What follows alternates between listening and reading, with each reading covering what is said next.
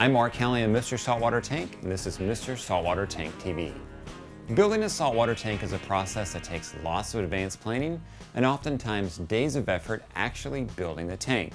So when I set out to build the tank that I'm about to show you, I thought about building the tank and then giving you the rundown. That would have been great and all, but instead I chose to do a ultimate tank overhaul. Before I could overhaul anything, I had to find a worthy tank. I hopped online and looked around a forum and found a tank that looked promising. When I asked around about the tank, I found more than just a worthy tank. I found Dave. Dave is a volunteer at the local soccer park where he runs a concession stand. Every Saturday, starting at 6 a.m., Dave is flipping burgers, managing the other volunteers, and yet somehow manages to slip away long enough to coach his son's soccer team. When he's not at the soccer park, Dave is on the road with his daughter's travel team as they compete throughout the Southeast. Anytime that's left over is the only time you're going to find Dave at home. And when he is at home, he's navigating the obstacles of raising a son who has Asperger's. And despite everything that Dave has going on with his life, he's still at the soccer park every single weekend, giving his heart and soul to that place. The least I can do for him is set up a tank that gives him peace of mind and looks great.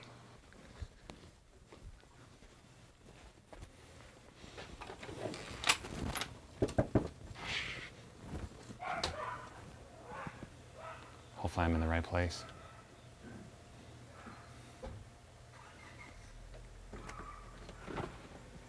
Oh, wow. Dave. Hey, Mark, what are you doing, man? Here to invade your house on a Saturday morning. Oh, great. Okay, come on in. Let's go. Dave looks like the tank. This is it. Tell me what you got. Standard 75. Started out as a 55. It's been set up for a little over 9 months now. The 55 was only set up for about 3 weeks. Too small. That's how it always happens, man. Everyone's had the 55. There's just no room to do anything in it. So it sounds like you've gotten your feet wet, but you're wanting to move up to the next level. That's correct, yes. What are you thinking about doing? Well, I really want to get into maybe some LEDs eventually. Haven't got that far yet. I'd like to get a sump eventually set up. I was going to say, you got a nice hang-on back. I think we all start off there, it seems, and then over time you realize that's really not the best answer. Some of us started with an undergravel filter before there was hang-on back, but hey, I won't date myself here. Well, unfortunately, I do still have the canister hooked up in there along with my HOV skimmer. So canister filter, hang-on back skimmer. So it's rocking and rolling, and you're looking for more. I'm looking for better control, better. You said control. I was going to say you've been thinking about a controller for the tank? Yes, I have. Just haven't got around to that point yet. But yeah, to be able to control a little better control versus your dial timers, you know. They're always wrong. But yeah, and power goes out, you lose your They're time. off. You got to reset them. Yes. Definitely see where a controller can help you, especially you being gone as much as you are. Okay, it's time I get Dave out here because I need to do a couple small tweaks to his tank.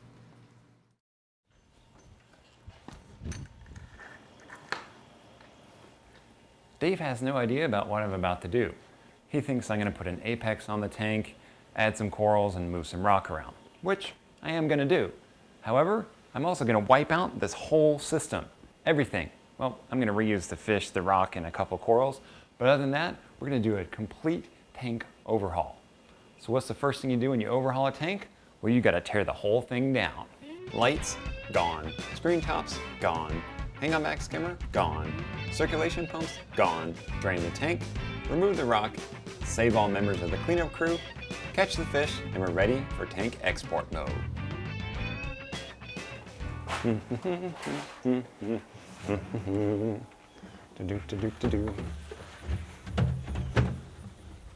What are back porches for but for holding all your fish junk?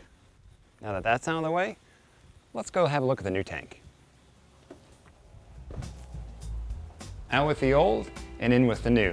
The new tank is a 90-gallon tank from Planet Aquariums. Now Planet Aquarium is a newcomer to the aquarium world, but it's old talent building the tanks. It's the old Oceanic guys who are actually doing the building of the Planet Aquarium. So new company, but old talent. Now of course this tank is reef ready. We've got a single corner overflow over here. Now I put it on the left side of the tank. That way as David and his family are sitting on the couch, look over their shoulders and they're gonna get an unabated look straight down the length of the tank. So there's the tank. What's a tank without a canopy? Well, Notice there's no doors here on the canopy. How are you gonna get into the tank? Well, this is a roll top design from Coastal Aquarium Design. Nice thing about this is I get 100% access to the top of the tank. I can get in here and work. No cramming through doors, dealing with lights, none of that. I love this roll top design. It's a nice clean look, there's no doors, and I have lots of access to the tank. Now both Planet Aquariums and Coastal Aquarium Designs are distributed by DFW Aquarium Supply. So if you like the tank, you like the roll top, get in touch with your local fish store or your local aquarium professional. Have them call DFW Aquarium Supply to get your hands on one of these. I'm a big fan of sumps, so of course this build is gonna have to have one. Now before I put the sump in, I put down a piece of pond liner to help catch any spills. Then a piece of styrofoam to help dampen any vibrations. On top of all that goes the sump. For Dave's tank, I chose a trigger system sump that I got from Premium Aquatics. It's got the basic 3-chamber design that I like and talk about in the No Nonsense Guide to Setting Up a Saltwater Tank, Volume 1. Build quality of the trigger sump is good, so I won't have to worry about it bowing or breaking. I also made sure it's big enough so Dave had room to work in his sump. With the sump in place, it was time to cut some PVC. Outside, right? Nope. Time was already starting to run short, so I did it right by the tank. Who cares about the mess?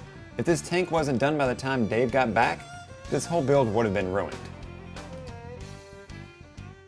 All right, tank's in place, stands in place, plumbing's all done. Time to put sand in their tank. Of course, those of you who have the No Nonsense Guide to Setting Up a Saltwater Tank Volume 1, you know that I'm not a fan of live sand. And you also know that my sand of choice is the Tropic Eden Reef Flakes that I have right here. Now I got this from Premium Aquatics. It's gonna look great in this tank. New sand bed, it's gonna be nice, squeaky clean. Be perfect for Dave's new setup. I had a mere 2 hours before Dave was to return home, and I still needed to aquascape the tank. That process alone can take hours, so I had to ditch my usual Zen aquascaping session and turn to coral glue to secure what I had come up with. With the aquascaping secure, the tank fill began. Yeah, we're gonna be here all night. Going a little slower than I thought. Next time, mental note, bring a bigger pump. Luckily, I got lots of pre-mixed salt water on hand. We're gonna start filling up the tank, speed this whole process up. Jug 1, jug 2, jug 10. Never mind, let's talk about something more entertaining than jugs. So while the tank's filling, I'm gonna go ahead and set up the in-tank circulation. That's gonna be handled by 2 Ecotech Marine MP40s. Why did I go with these pumps? Well, they're gonna give me a nice clean look, because when Dave looks in the tank, all he's gonna see is the power head. No cords, because all that's exterior to the tank. And these pumps have wireless control, wireless communications between each of them. That means they can be in sync and anti-sync mode. One pump is ramping up and the other one is ramping down. This will give us a nice wave, kind of sloshing effect. We can do things like stir up detritus, push it down into the overflow, all with the built-in modes of the vortex. And we can wirelessly control it with our Apex. Later on, we're gonna be able to wirelessly control it with the Reef Link as well. Very nice power heads. I love these. I use them in my tank. I use them in all my clients' tank. They're gonna be a great addition to David's new upgrade. Dave had a 4-bulb T5 fixture over a 75-gallon tank. Given the size of his tank and the type of corals that he was keeping, he had enough light per the watts per gallon rule, like I talk about in the No Nonsense Guide to Setting Up a Saltwater Tank, Volume 2.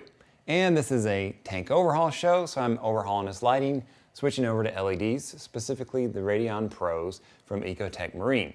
Now, the watts per gallon rule doesn't apply towards LEDs, so we have to be very careful that we select LEDs that have some of the key features that I'm looking for, again, like I talk about in the No Nonsense Guide to Setting Up a Saltwater Tank, Volume 2. Now, what are some of those features? Well, let me jump in a little closer and I'll show you on these Radions. When it comes to LEDs for a saltwater tank, there are a couple of key features that I look for, one of them being modularity. Modularity meaning that fixture can be upgraded without you having to completely swap out that fixture. And the Radion Pro is a great example of this modularity. Now, the Radions have been out for a couple of years. When they first came out, that was generation 1 of the Radions. The Radion Pro didn't even exist yet. A couple of years down the road, Ecotech comes out with the Radion Pro. Now, all those generation 1 Radion users weren't left in the dust. All they have to do is swap out the LED pucks and bam, they now have a Radion Pro. Contrast this to a non-modular LED fixture, where if you wanted to upgrade, well then you gotta sell off that whole fixture and buy a completely new one. Modularity, gotta have it in any LED fixture that I look at. Second big feature when I look at LEDs is it's got to be controllable. This is one of the big selling points of LEDs overall. It's how much we can control the intensity of the lighting and turn up and down certain color channels. If the LED fixture isn't controllable, I immediately strike it off my list. Why would you have an LED if you can't control it? The Radions are certainly controllable. You can do it through your computer. You can also do it through your smartphone or tablet, which I'll talk to you about later on in the show. So this is the lighting that I went with. Let's have a look at the canopy so you understand how the whole mounting system is going to work. I'm mounting the Radion Pros directly to the top of the canopy. This will make them about 12 inches off the waterline, which will help spread that light out even more.